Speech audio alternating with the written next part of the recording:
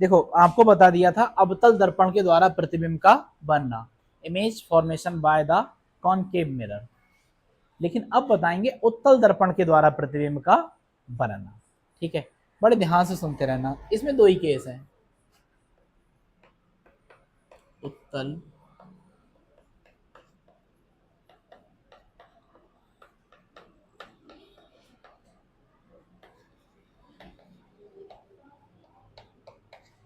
ठीक है, उत्तल दर्पण द्वारा प्रतिबिंब का बनना। अब इसमें क्या होगा देखो, पहला केस क्या हो सकता है, यदि वस्तु कहां रखी है, पहले तो अनंत पर ही रखेंगे ना, अनंत पर रखी है, तब वस्तु कहां रख दिया है, अनंत, बनाओ दर्पण,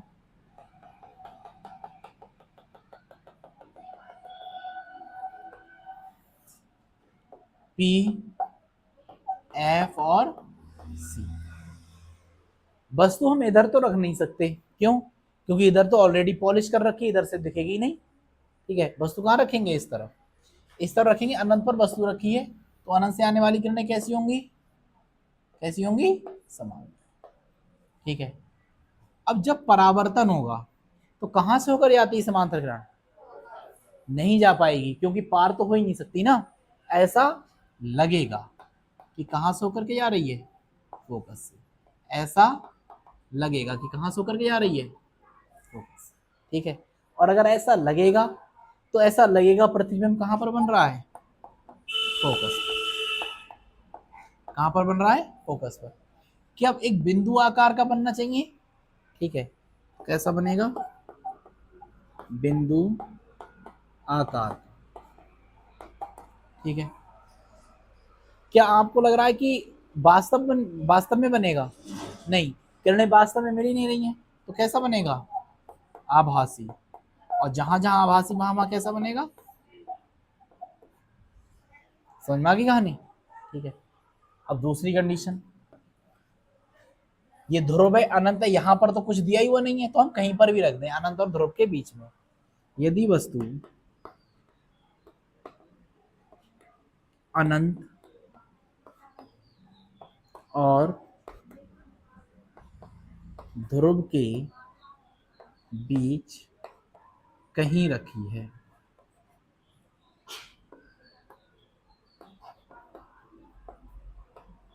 तब, अनंत और ध्रुव के बीच कहीं रखी है, तब क्या होगा,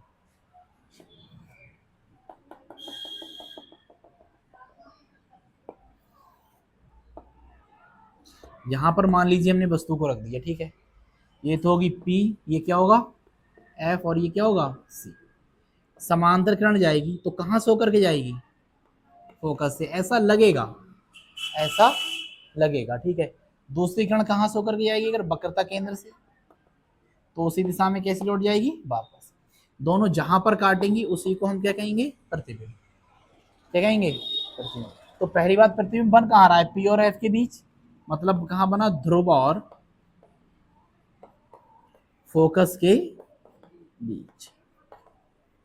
ठीक है, बताओ वस्तु से बड़ा बना कि छोटा, वस्तु है ये छोटा बना। ठीक है, तो वस्तु से छोटा, वस्तु से कैसा बना है, छोटा। ठीक है, क्या वास्तव में किरणें मिली हैं, नहीं, वास्तव में नहीं मिली, तो कैसा बनेगा, आभासी, और जहां जहां आभासी वहां वहां सीधा। बस ये दो ही केस बनेंगे, तीसरा इसमें केस नहीं बनता है। ठीक है, उतार लो इसे।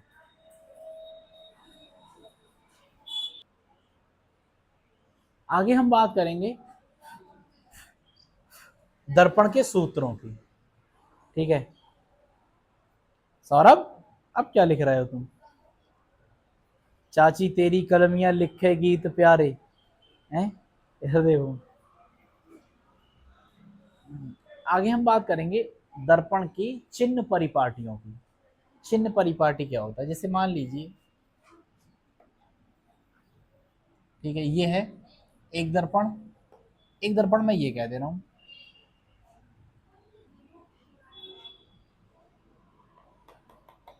ये उत्तल है और ये वाला अवतल है। बीच तक आवाज आ रही है?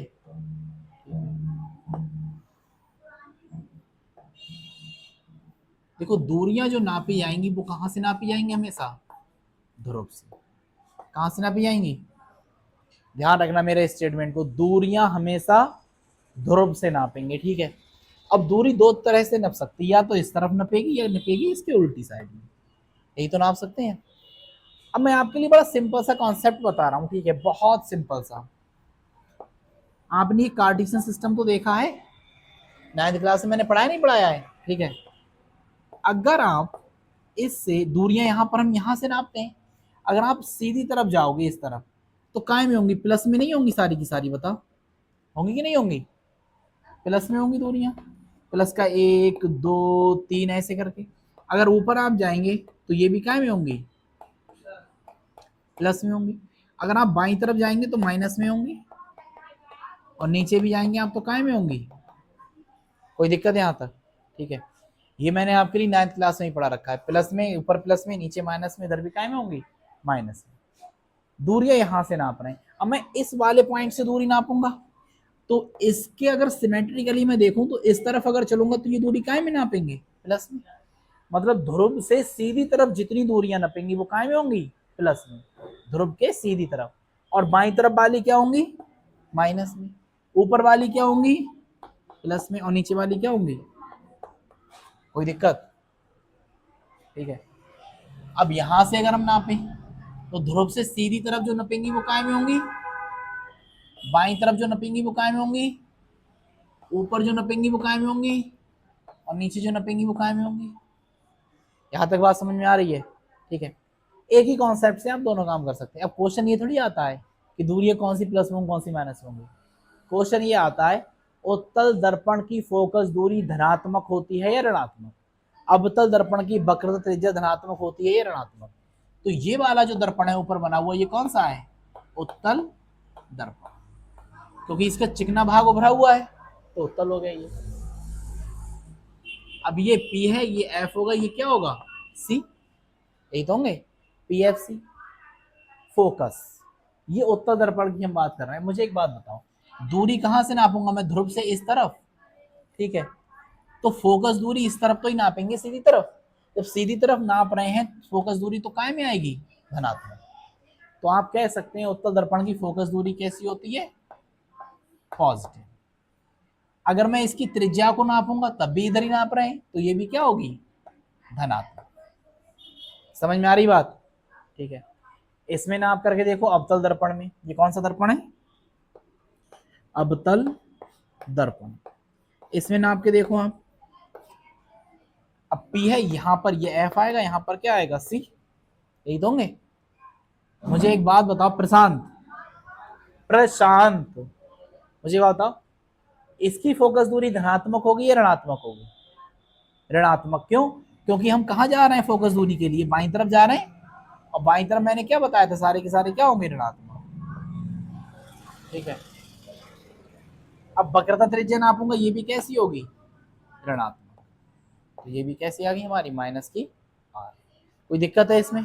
प्रियंशु समझ में आ रही है? सही। तो इस तरफ चलेंगे अगर सीधी तरफ तो दूरी कायम होंगी धनात्मक, बाईं तरफ चलेंगे तो कायम होंगी ऋणात्मक। समझ में आ गई बात?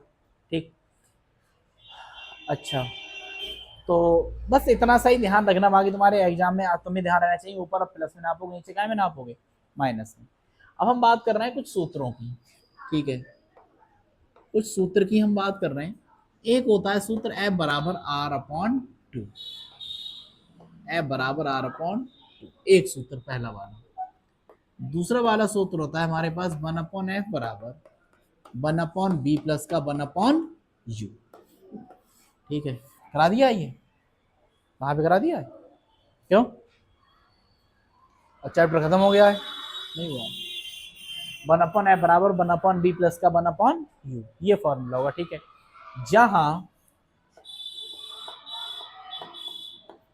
जहां हम क्या कह सकते हैं, F जो है हमारी, F को क्या कहते हैं? फोकस दूरी। ये न्यूमेरिकल करवाऊंगा तो सब समझ में आएगा, ठीक है। गाना कैसा ये बताओ? हाँ, और v को हम कहेंगे प्रतिबिंब की दूरी।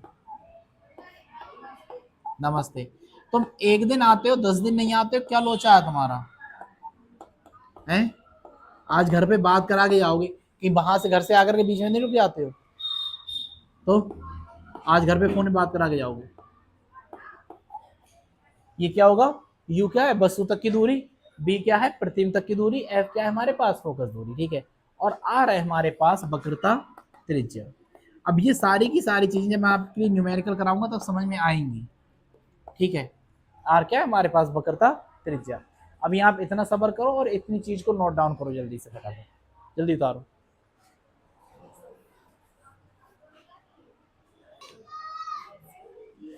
चलो देखो इस तरफ,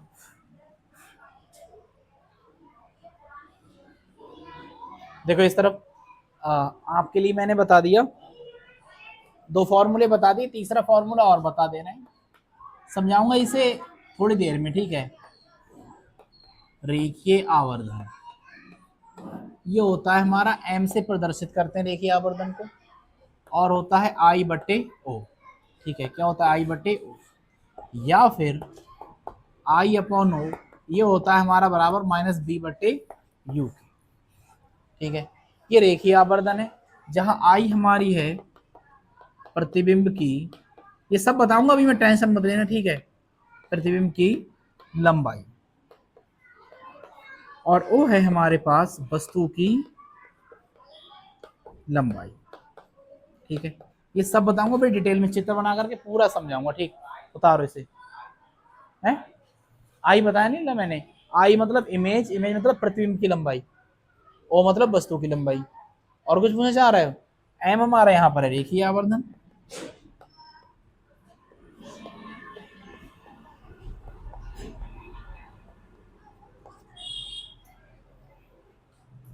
कल मैंने आपके लिए फॉर्मूले बताए थे 2-3 तरह के, आज नहीं सभी फॉर्मूलों का इलेबोरेशन कर रहे हैं। तहजीम, ये मान लीजिए एक अवतल दर्पण है। ठीक है। क्या है ये? अवतल दर्पण। और एक लहनिया काट दो बीच में से, ये बनाओ P, ये बनाओ F, और ये बनाओ C। ठीक है। वक्रता केंद्र, ध्रुव और फोकस। अब हमने क्या काम किया है, एक वस्तु को यहां पर रख दिया है। ठीक है। पहली किरण कैसी आएगी? कहां से होकर के जाएगी? ठीक है। पहली समांतर रेखा कहां से होकर गई? फोकस से। दूसरी वक्रता केंद्र से, उसी दिशा में कहां लौट जाएगी? वापस। यहां पर काटेंगे तो यहीं पर क्या बनेगा? प्रतिबिंब। अब आप इतना तो समझ पा रहे हो ना रिजवान के भैया? ठीक है। इतना समझ पा रहे हैं कि ये क्या बना है? प्रतिबिंब। ठीक है। और ये हमारा क्या है? वस्तु। वस्तु को हम बिंब भी कहते हैं। क्या कहते हैं? बिंब। ठीक है। और ये क्या है? प्रतिबिंब। अब यहां से ध्यान से देखना। ठीक है। ये वाली दूरी, हर एक दूरी कहां से नापेंगे हम? ध्रुव से। कहां से नापेंगे? ध्रुव से। ये वाली दूरी वस्तु तक की है कि नहीं है? है। तो इससे मैं क्या कहूंगा? वस्तु की दूरी। वस्तु की दूरी। और वस्तु की दूरी को हम लिखते हैं u से। कैसे लिखेंगे? ठीक। तो एक चीज अब तक सामने निकल करके आई, वो ये है कि वस्तु की दूरी कैसे लिखी जाएगी? u से। ठीक है। कैसे लिखी जाएगी? u से। अब अगर मैं फोकस की बात करूं यहां से, तो दूरी तो यहीं से नपना है। ठीक है। तो फोकस से लेके यहां तक की दूरी क्या कहलाएगी हमारी? फोकस दूरी। फोकस से लेकर के ध्रुव तक की दूरी को हम क्या कहेंगे? फोकस दूरी। इसे कैसे लिखेंगे? एफ से। कैसे लिखेंगे? ठीक है। दूसरी बात क्या पता चल गई कि फोकस दूरी हमारी क्या होती है? समझ रहे हो इतनी बात? ठीक है। तीसरा वाला है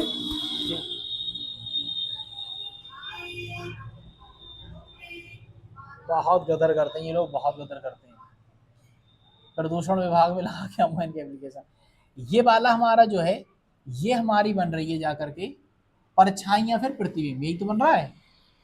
तो ये प्रतिबिंब है और मैं दूरी कहाँ से नापूंगा, ध्रुव से। तो ये दूरी जो होगी वो क्या होगी, प्रतिबिंब तक की दूरी। और इसे लिखते हैं प्रतिबिंब तक की दूरी को हम काय से, बी से। काय से लिखेंगे, बी से। तो प्रतिबिंब की दूरी काय से लिखेंगे हम, बी से। इतनी बात समझ में आ रही है, ठीक है। फोकस दूरी हो गया। अब यहां पर एक दूरी ये रह गई, ये वाली दूरी नपी कहां से, फोकस से।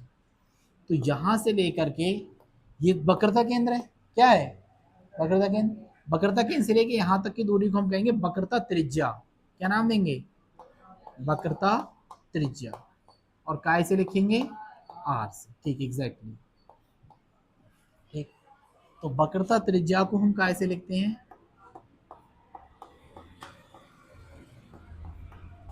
आर से, ठीक है। अगला देखो, ये लंबाई, इस लंबाई को, ये लंबाई वस्तु की लंबाई है कि नहीं है, इस लंबाई क्या कहेंगे हम, वस्तु की लंबाई, यही तो बोलेंगे। और वस्तु को इंग्लिश में कहते हैं ऑब्जेक्ट, क्या कहते हैं, ऑब्जेक्ट। तो ऑब्जेक्ट को मैं क्या लिख दूंगा, ओ। तो वस्तु की लंबाई को हम क्या नाम देंगे, ओ। वस्तु की लंबाई हमारी क्या कहलाएगी, ओ। समझ गए। अब ये तो प्रतिबिंब बन रहा है, तो यहां से लेके यहां तक की दूरी हमारी क्या होगी, प्रतिबिंब की लंबाई। काय की लंबाई, प्रतिबिंब की लंबाई। और प्रतिबिंब की लंबाई को हम अंग्रेजी में कहते हैं, प्रतिबिंब अंग्रेजी में कहते हैं इमेज। इमेज को कैसे लिखते हैं, आई से। समझ गए इतनी बात, ठीक है। अब अगर आपके लिए पहचानना हो कि प्रतिबिंब तक की दूरी, इसकी दूरी, इसकी दूरी, तो सारी की सारी चीजें जो होंगी वो आप अपने आप देख करके निर्धारित कर पाओगे, ठीक है। मैं इसमें बना दे रहा हूँ पूरा, ये सारी की सारी दूरियां आप नाप लेना, इस तरह से डॉट डॉट डॉट डॉट बना लेना चाहे तो, ठीक है, ताकि आपके लिए पता चलता रहे कि हाँ कहाँ से लेके कहाँ तक की दूरी कौन सी है, ठीक। ये आपकी सारी की सारी दूरियां हैं। अब मुझे ये बता दो कि कौन सी दूरी धनात्मक लेंगे, कौन सी लेंगे ऋणात्मक। पहली दूरी मैंने क्या बताई, वस्तु तक की दूरी, ये प्लस लेंगे या माइनस, क्या लेंगे, क्यों, क्योंकि ध्रुव से कहाँ नाप रहे हैं, बाईं तरफ, तो ये दूरी काय में आएगी, माइनस में। दूसरी बताई फोकस दूरी, ये प्लस लेंगे माइनस, माइनस। तीसरी, क्यों, बाईं तरफ नाप रहे हैं। तीसरी क्या बताई, क्या, सब माइनस होंगे क्योंकि सारी की सारी चीजें कहाँ है, इस तरफ है, ठीक है। अगर मैं इसे थोड़ा सा चेंज कर दूं,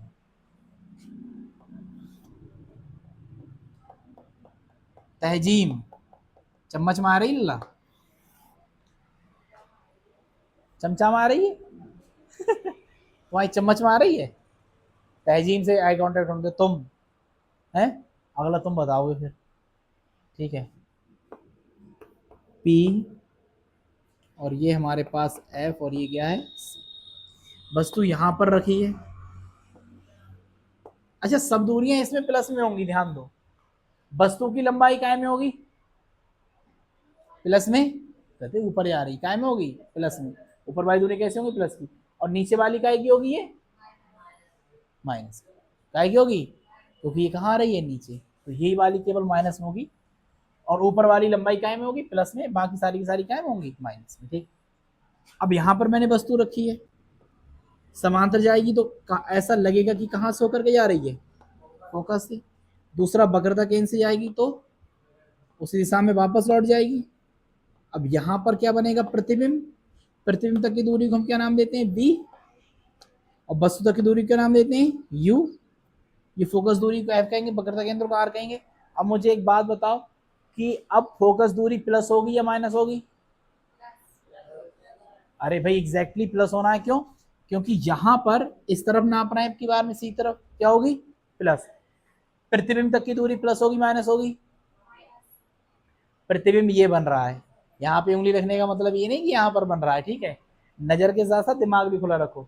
वस्तु तक की दूरी प्लस होगी माइनस, माइनस वस्तु कहाँ है यहाँ पर, तो ये क्या होगी माइनस, प्रतिबिंब तक की दूरी प्लस, वक्रता केंद्र प्लस। समझ गए? तो क्वेश्चन मैंने आपके लिए बताया भी था कि उत्तल दर्पण की फोकस दूरी कैसी होती है हमारी, प्लस की, क्योंकि ये कहाँ आती दाहिनी तरफ, अवतल दर्पण कहाँ आती बाईं तरफ, इसलिए क्या होगी माइनस की। समझ गए? तो दिक्कत सही है, आई बात चम्मच में, ये चमचा में ही आ रही अभी तक, भगवाना में, कटोरा में, प्याली में, किसी में आती हो। इतनी बात समझ गए हो तो इसे पहले उतारो फिर आगे बताऊंगा थोड़ा सा।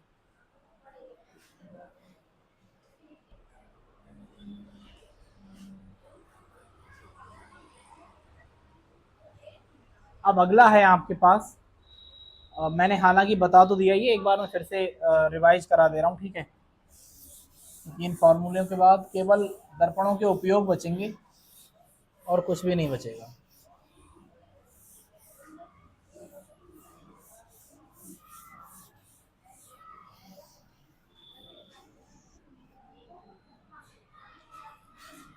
देखो ध्यान से, अगला है हमारे पास, सूत्र मैंने सब कल लिखाई दिए थे। पहला क्या था, एफ और आर में संबंध, तो एफ बराबर आर बट्टे 2, यू बी तथा एफ में संबंध, और ये क्या थे, 1/f बराबर 1/b प्लस का 1/u।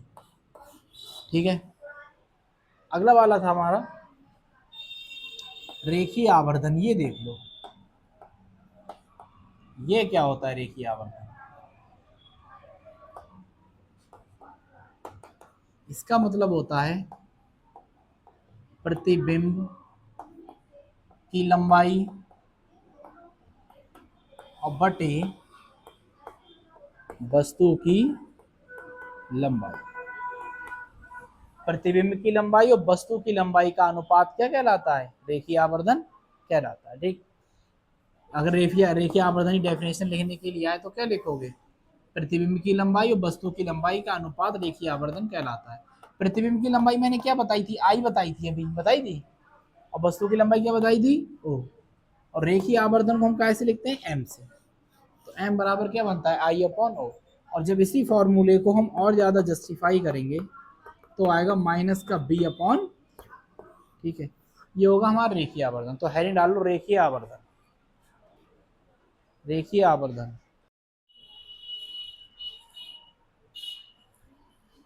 ध्यान से देखो, अगला पढ़ रहे हैं हम दर्पणों के उपयोग। इस चैप्टर की थ्योरी का लास्ट है ये, ठीक है, दर्पण के उपयोग।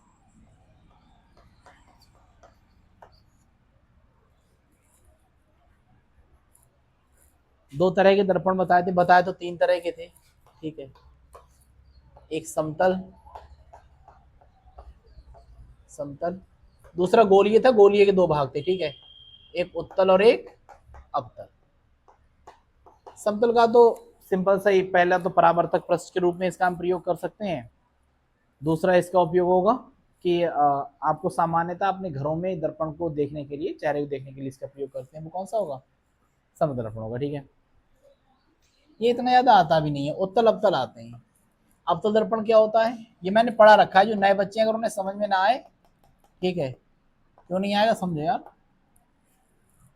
ये उत्तल दर्पण है, उत्तल दर्पण का प्रयोग देखो, अब आप कॉन्सेप्ट देखो कि मैं यहां से अगर किरणें लेकर के आऊं तो प्रतिबिंब यहां पर बन रहा था, और कैसा बन रहा था, छोटा बन रहा था। वस्तु अगर बहुत बड़ी भी थी तो प्रतिबिंब कैसा बन रहा था, छोटा। तो पहला प्रयोग तो हमें यहां से निकालना पड़ेगा कि अगर हमें बड़ी वस्तु को छोटा देखना है, ठीक है, और अगर मैं यहां पर रख दूंगा तो बड़ा भी बन जाएगा, ठीक है, यहाँ पर रख देंगे तो बड़ा ही बन जाएगा। आभासी प्रतिबिंब बड़ा बना था, नहीं बना था, ठीक है। तो बड़ी वस्तु को छोटा देखना है, छोटी वस्तु को बड़ा देखना है, दोनों ही काम में ये आ जाएगा, ठीक है। समतल तो क्या करेगा, जैसा प्रतिबिंब है वस्तु है वैसा ही प्रतिबिंब में दिखाएगा, लेकिन ये छोटे को बड़ा भी दिखा सकता है, बड़े को छोटा भी दिखा सकता है, दोनों काम कर सकता है। कैसे करके, अगर आप शेविंग कर रहे हैं, ठीक है, नाई की जो दुकान होती है, शेविंग कर रहे हैं, तो आपके लिए जो आपका शरीर के जो बाल हैं छोटे छोटे से, आप कहाँ कटे हैं कहाँ नहीं काटे, गला काटा है उसे नहीं काटा है, नाई ने आपका, ठीक है, आपके लिए उसे चेक करना होगा कि लीक उक तो नहीं करने लगा कहीं से, ठीक। जब आप उसके पास चेक करने जाओगे तो आप छोटी वस्तु बड़ी दिखाई देनी चाहिए, ठीक है। तो छोटी वस्तु को बड़ा देखने के लिए हम काय का उपयोग करते हैं? अवतल दर्पण का। तो पहला उपयोग क्या हो गया? अवतल दर्पण। दर्पण का मतलब है लली गुड़िया कि जो शीशा होता है घर में देखने वाला, उसी को दर्पण कहते हैं, सही है। अब उसका हमें प्रयोग बताना है कहाँ कहाँ पर होते हैं। तो पहला तो मैंने बता दिया कि कहाँ पर होता है, घर में होता है, ठीक। दूसरा क्या बताया मैंने आपके लिए अवतल दर्पण का उपयोग? कि जो दाढ़ी बनाने वाले होते हैं नाई, उनकी दुकानों में किसका प्रयोग किया जाता है? अवतल दर्पण का प्रयोग किया जाता है। मेरी बात को ध्यान से सुनना। अगर मैं वस्तु को फोकस पे रख दूं, कहाँ रख दूं, तो यहां से किरणें निकलेंगी तो ये फैल जाएंगी चारों तरफ, नहीं फैल जाएंगी, बोलो, दूर तक जाएंगी। तो इसका प्रयोग हम तब करते हैं जब हमें प्रकाश को समांतर फैलाना होता है, ठीक है। समांतर क्या करना होता है? फैलाना। जैसे मान लीजिए आपकी गाड़ी की हेडलाइट जो होती है, अगर हम उसे, उसका शेप ऐसा होता है अंदर से, होता नहीं होता है, और यहाँ पे लगी वो होगी बल्बिया। अब ये, अगर मैं इसे इस तरह से एडजस्ट करके रख रहा हूं कि ये फोकस पर रखी रहे, कहाँ रखी रहे? फोकस पर। तो यहां से किरणें निकलेंगी, और फोकस से किरणें निकलेंगी तो कैसी हो जाएंगी? समांतर। और इसीलिए हम कहां तक का देख सकते हैं? दूर तक का। आपके घर में जो टॉर्च होगी जलाकर देखने वाली, वो भी ऐसी होगी, होगी नहीं होगी? तो अवतल दर्पण का उपयोग कहाँ कर सकते हैं हम? मोटर कार में अवतल दर्पण का उपयोग कर सकते हैं सर्च लाइट में, उसे हम बोलते हैं सर्च लाइट ढूंढने वाली, ठीक है। तो अवतल दर्पण का उपयोग मैंने बता दिया। और भी लिखवाया था मैंने चिकित्सा के क्षेत्र में, लिखवाया तो बहुत नहीं है, ठीक है, मैं कुछ कुछ समझा दे रहा हूँ। चिकित्सा के, चिकित्सा का मतलब है अगर डॉक्टर को देखना है आपके गले में, कान में, नाक में, ठीक है, तो बड़ा सा दर्पण नहीं, छोटा सा उसके पास होता है, वो उसे अंदर डालता है यहाँ मुंह में, ठीक है, और उसके जरिए से आपका जो हिस्सा वो नहीं देख पाता है उसका प्रतिबिंब कहाँ दिखने लगता है? उस दर्पण में दिखने लगता है, ठीक है। बड़ा प्रतिबिंब बनाता है नॉर्मल से, तो डॉक्टर को उसके बारे में पता चल जाता है। अगला है उत्तल दर्पण। उत्तल दर्पण का काम क्या है? ऐसा था कुछ, किरणें समांतर गई, कहां से होकर के जाएंगी? फोकस से। या फिर अगर वस्तु यहां पर रख दी, समांतर गई, दूसरी यहां पर रख दी, यहां से गई, तो बीच में कहीं पर प्रतिबिंब बन रहा था, मतलब बड़ी वस्तु का प्रतिबिंब कैसा बन रहा था? छोटा। अब अगर हमें बड़ी वस्तु को छोटा देखना है तो हम किसे लेंगे? उत्तल दर्पण को। अब मान लीजिए आप बाइक चला रहे हैं, आप पीछे मुड़ मुड़ के ऐसे ऐसे देख रहे हैं, तो कभी ऐसा होगा आगे वाला ठोक के निकल जाएगा, समझ में आ रही है? तो हम क्या करते हैं कि उस बाइक के साइड में एक शीशा लगा हुआ होता है, दर्पण होता नहीं होता है, बाइक के साइड में जो शीशा या दर्पण लगा हुआ होता है, वो कौन सा होता है? उत्तल दर्पण। काम क्या है? ये बड़ी वस्तु का कैसा प्रतिबिंब बना देगा? छोटा। अब तुम सोचो, इतना छोटा शीशा है वो, है, और पूरी बस उसमें आ जाती है, आ जाती नहीं आती है, तो बड़ी वस्तु का प्रतिबिंब कैसा बन रहा है? छोटा। और बनाने का काम कौन कर रहा है? उत्तल दर्पण। समझ में आ गई? तो कहां पर पहला यूज होता है इसका? कि जो गाड़ियां होती हैं उनके साइड मिरर के रूप में पीछे की वस्तुओं को देखने के लिए इसका प्रयोग किया जाता है। दूसरा लड़कियों वाला है, मेकअप किट में इसका प्रयोग किया जाएगा, ठीक है। मुझे तो पता नहीं है, लोग बताते हैं कि मेकअप किट जो होती है उसमें इतना बड़ा शीशा निकलता है, कि मैं सही कह रहा हूँ? है? अरे हाँ ना, सांस डकार ले लो, इतना बड़ा निकलता है, निकलता है। इतने बड़े उस शीशे में इनका पूरा थोबड़ा दिखाई देता है, ठीक है, पूरा इनका चेहरा दिखाई देता है। समतल का भी यूज करते हैं, लेकिन नॉर्मली कभी कभी ऐसा होता है कि उत्तल वहां पर लगा सकते हैं, यूज कर सकते हैं, ठीक है। समतल दर्पण भी उसमें आता है, ऐसी बात नहीं है। तो इनका जो पूरा जो चेहरा दिखाई दे रहा है उसमें, इसका कारण क्या है? उत्तल दर्पण, ठीक है, इतना बड़ा चेहरा उसमें दिखाई दे रहा है। आज तुम लोगों की छुट्टी थी क्या? तुम तो फिलहाल स्कूल जाते ही नहीं हो, ठीक है, हैं? अरे उनसे कहना है रोज छुट्टी है, तुम्हें टीचर ही कौन से रखे हुए हैं, ठीक है। तुम तो स्कूल जाते हो, यहीं से दरोगा बनोगे, तुम परेशान मत हो, तुम्हारा होमगार्ड का फॉर्म भर दिया गया है, ठीक है, तुम यहीं से बन जाओगे, जमीन में डंडा मारते रहना, पैसा निकलता रहेगा, पुलिस की जॉब ऐसी है, ठीक है। था क्या वैसे आज? बुद्ध पूर्णिमा हमारे हिसाब से, अच्छा बुद्ध पूर्णिमा है, ठीक है, बहुत अच्छी बात है, महात्मा बुद्ध के लिए समर्पित है, ठीक है। आज 1 मई भी तो है, और इस दिन क्या मनाया जाता है? आज तो बुद्ध पूर्णिमा है, अच्छी बात है। मजदूर दिवस है। लड़कों ये तुम्हारा दिन है आज का, मजदूरी तुम ही तो करते हो हैं। या आज का तुम्हारा दिन है, आज तुम इसे एंजॉय करो, सेलिब्रेट करो। इनके आते हैं महिला दिवस, वुमेन्स डे, बालिका दिवस, माँ दिवस, ठीक है, बाप दिवस कभी ठीक है। इनके आते हैं लड़कियों के अच्छे अच्छे दिवस। हमारा आता है केवल एक मजदूर दिवस, ठीक है। चलो कोई बात नहीं। अब इसे हम हैप्पी मजदूर मजदूर डे भी किसी को नहीं बोल सकते, मतलब लड़की को हम हैप्पी वुमेन्स डे तो बोल देते हैं, ठीक है। हम किसी को हैप्पी मजदूर डे भी नहीं बोल सकते। चलो क्या है, और जबकि मजदूरी सब करते हैं, मैं सही है, दूसरा सही है, और कोई और सही, ठीक है। और लड़कियों को ये लगता है मेहनत ये ज़्यादा करनी है घर में, है। सुबह सुबह अगर किसी से बर्तन धुलवा लो, घर में कोई लड़की बर्तन धो दे, तो ऐसे मुंह फुला के दिन भर घूमती रहेगी, हमसे बर्तन धुलवा लिए हैं आज, ठीक है। ऐसी ऐसी स्थिति है। और जबकि आदमी दिन भर काम करेगा और फिर भी कुछ नहीं कहेगा, रात को आके सब फरमाइश सुनेगा, मुझे ये लाना, ये लेना, ये लेना है, फिर भी कुछ नहीं कहेगा, ठीक है। अगर तुम देख लो मर्द को कमाते हुए, निबाला हाथ से गिर जाएगा खाते हुए। भरी धूप में मेहनत करने के बाद भी हम शिकवा नहीं करते, और तुम थक जाती हो 2 रोटियां पकाते हुए। तुमने देखा ही नहीं अभी तक पापा को या किसी को मेहनत करते हुए, ठीक है। बहरहाल हमारा टॉपिक ये नहीं है, मैं मेकअप की बात कर रहा हूँ, ठीक है। मेकअप क्या था हमारा, हाँ, वो तो दर्पण का यूज कर रहे थे हम उसमें। इसका भी उपयोग हम चिकित्सा के क्षेत्र में कर सकते हैं, तो दर्पण का भी, ठीक है। अगला लास्ट एक और रह गया, मुझे ध्यान नहीं आ रही थी, पहचान करना, ठीक है। आप हेडिंग मत डालो, पहले मैंने जब शुरू कर दिया तो मैं बता ही दूं। पहचान करना, हम पहचानते कैसे हैं? उत्तल अवतल दर्पण की पहचान करना, ये प्रैक्टिकल में भी आपके दे दिया जाएगा, और कहा जाएगा कि पहचान के दिखाओ इसे, ये उत्तल दर्पण है या अवतल दर्पण है, ठीक है। चेहरा आपके लिए सब में दिखाई देता होगा, तो मेरी बात सुनना ध्यान से। मैंने क्या बताया था, उत्तल का ये सिरा कैसा होता है? उभरा हुआ होता है, नहीं होता है। चिकना वाला सिरा कैसा होगा? उभरा हुआ। तो आप उसे स्पर्श करोगे, छूओगे। छूने के बाद अगर उसका सिरा आपके लिए चिकना वाला उभरा हुआ दिखाई दे, तो कैसा होगा? उत्तल दर्पण होगा, ठीक है। अगर स्पर्श करने के बाद दर्पण हमें उभरा हुआ दिखाई दे, दर्पण का चिकना हिस्सा उभरा हुआ दिखाई दे, तो क्या होगा? उत्तल दर्पण। और अगर दबा हुआ हिस्सा दिखाई दे तो क्या होगा? अवतल दर्पण। छूने से पता चल जाएगा कि ये उभरा हुआ है या दबा हुआ है। तो स्पर्श करने के पश्चात अगर दर्पण उभरा हुआ है तो क्या है वो? दर्पण का चिकना सिरा उभरा हुआ है तो क्या है? उत्तल दर्पण। और दबा हुआ है तो क्या है? अवतल दर्पण। समझ गए? और समतल है तो समतल दर्पण है। एक तो हम इसकी पहचान कर सकते हैं छूकर, और दूसरा हम इसकी पहचान कर सकते हैं प्रतिबिंब को देखकर। अब देखो, अगर प्रतिबिंब आप देख रहे हैं, ठीक है, और आपका प्रतिबिंब अगर छोटा बन रहा है, कैसा बन रहा है?